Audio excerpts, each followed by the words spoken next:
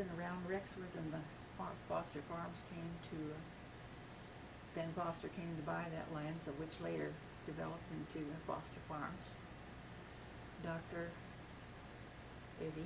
Dr. Lois was the doctor who came out to deliver me, and I was so small that heard the story, and Bruce has confirmed it, that I was with an uncle, that I was put in a shoebox, wrapped in cotton, put in a shoebox, put on the oven door, and that served as an incubator.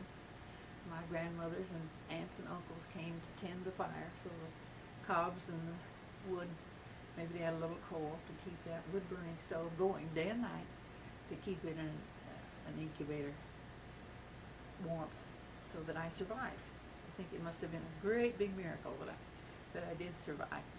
They used Eagle brand milk to feed me, because Eagle brand is that real sweet stuff, real nutritious milk. You My still father like it? said, well, I like sweet things, and I attribute it to that, being started on that real sweet Eagle brand. You know, these fancy candies we make with Eagle brand. My father said it was a real blustery, snowy winter day, the day I was born. I have some pictures, one of me with a horse we called Queen, which I'm very fond of. It's the only picture I have of that house. My father farmed with the horses. His mother had given him a few head of cattle to help him establish, he being the first member of the family to be married. And I'm supposing that maybe because I was the first grandchild, maybe that's what helped me to survive. Sure the seventh or eighth one wouldn't have probably gotten all the attention that the first one did get. Anyway, I was the beneficiary of all that love and attention from all those aunts and uncles from both sides of the house. I know the aunts in California have talked about naming me. I was given my name that I like very much, Helen Marcella, by those aunts.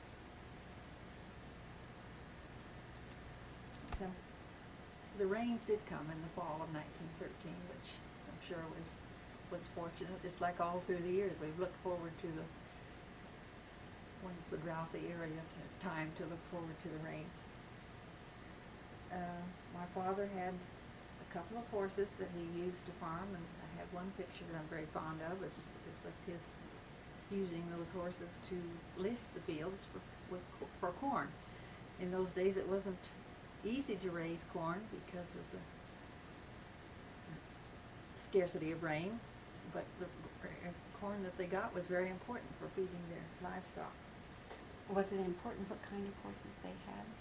Yes, it was, and that leads to a story about my grandfather importing Belgian stallions to breed horses around the area in the early he would have done that already when I was a new baby, probably. Had quite a business built up of the farmers would bring their horses and breed them to these huge Belgian horses that were sturdy and could pull heavy weights. Then I always thought it was a little bit sad when mechanization came about in the 20s and he lost the need for that business that he had built up. And my uncle was a great man to use the tractors. In 1915, as near as I can figure, is when my father moved to the Section 28. We lived in a two-story house there, which was quite comfortable. I can remember one story that I like to talk about. We had a well house a few 70, 80 feet from the house where we would go to get our water for household use, for cooking and drinking. One day the blizzard brought such a huge snowdrift that we couldn't even see the well house from our house that we were living in. And I can remember walking over a path over that big drift to go get water with my father and feeling, pretty important to get to walk over that great big snowdrift.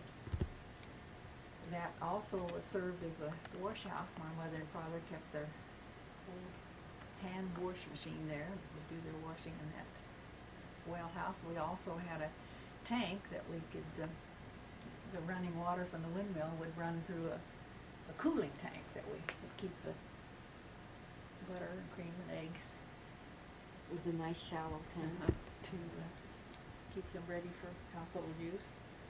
Also had a cellar where we could preserve meats and fruits and vegetables.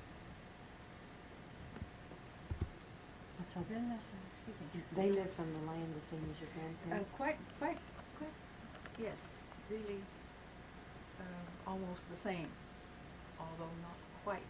Beginning to, I can remember my father going to Colby, cutting across the country where we're 8 miles southwest of town. He'd cut crosswise to Colby and came home one night with the groceries. It's a real cold day, and he'd covered the groceries. He had a sled that he pulled, the horses pulled, and he had bananas. This is my first experience with a banana, and that was a great thrill to have this new thing, a banana. Had you had oranges before then? I think so. I can remember we'd get an orange for Christmas. I can remember a Christmas, one of my first Christmases I can remember was a plate, a very pretty plate with roses all around, ringed the outside edge.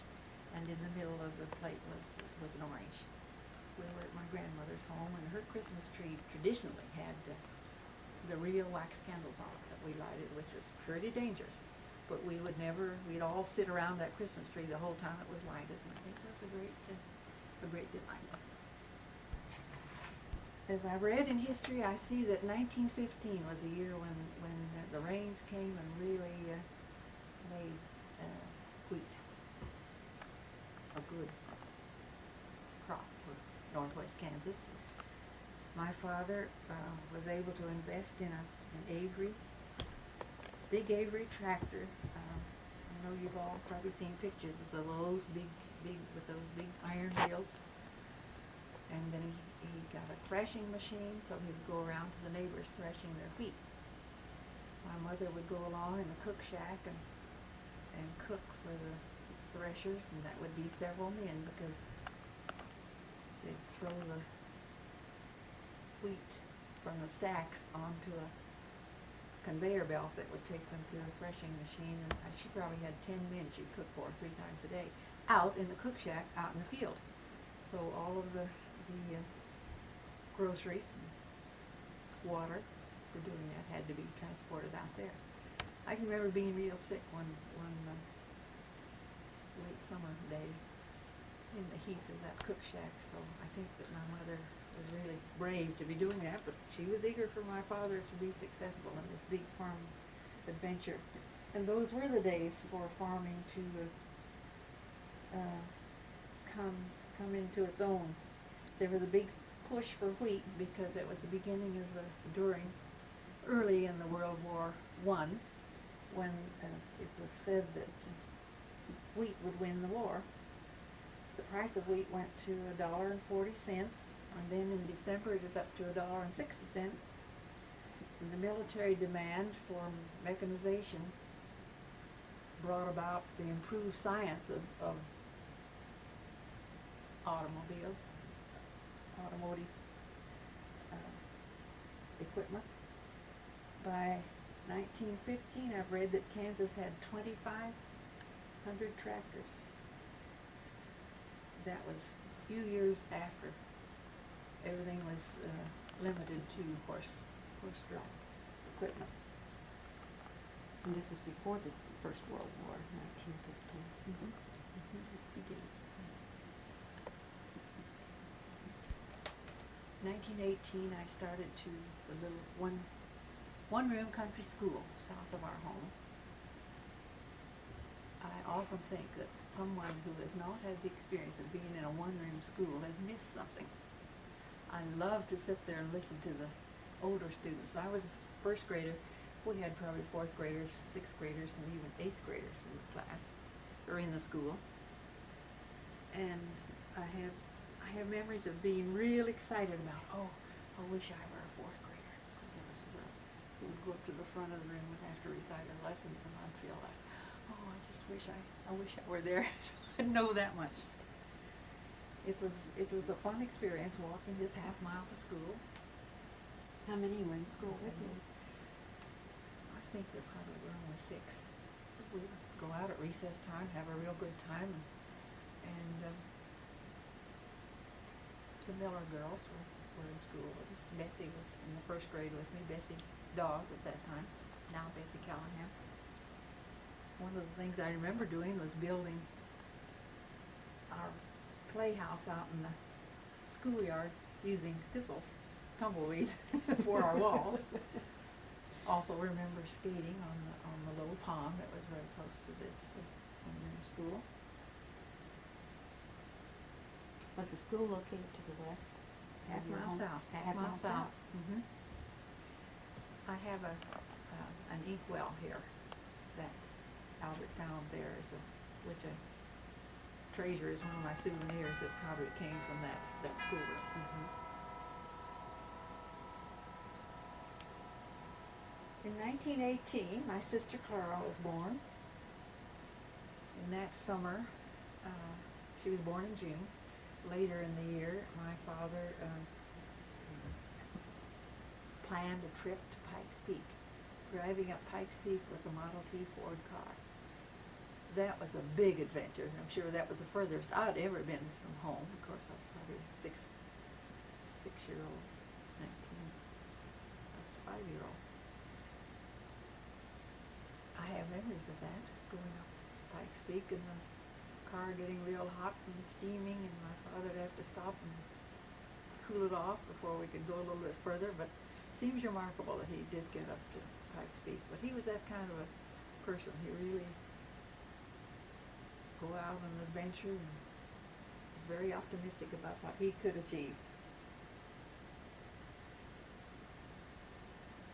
In 1919, they really went all out to encourage the growing of wheat. At that time, a lot of the native sod was plowed up. In 1920, an average farm sold for $18,800. That was 3 times what the farm was valued. An average farm was valued in 1910.